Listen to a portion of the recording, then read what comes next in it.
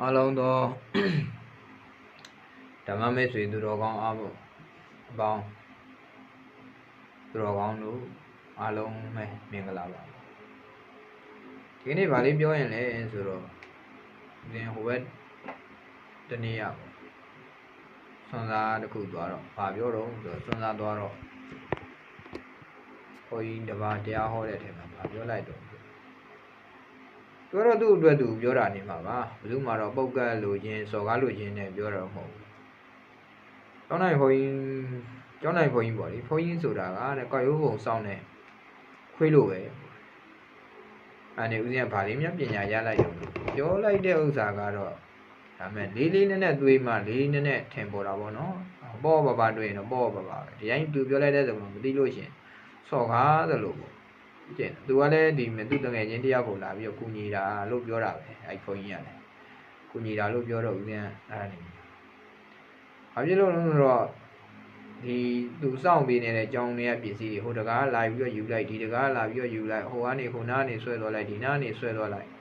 ဟိုတကားနေပြီးတော့လာပြီးတော့ယူသွားလိုက်ဒီတကားလာယူသွားလိုက်တကားမှယူသွားလိုက်သူကပြောတယ်နဲ့တူပါတယ်ပြောတော့ဆိုတော့အကြောင်းပစ္စည်းတန်ခါပစ္စည်းတွေလေတန်ခါပစ္စည်းဆိုတော့အကြောင်းပစ္စည်းတန်ခါပစ္စည်းတွေဆိုတော့အဲ့ဒီဥစ္စာတွေကိုတွားယူတော့သူကနေထပြောလိုက်ကျောင်းနိုင်ဘုန်းကြီးဆိုတာတဲ့ကောက်ဥပုံစောင့်နေခွေးလို့ဒါရင်တော့ဟောင်ရတာပဲအဲ့တော့တချို့လူတွေကလည်းပဲ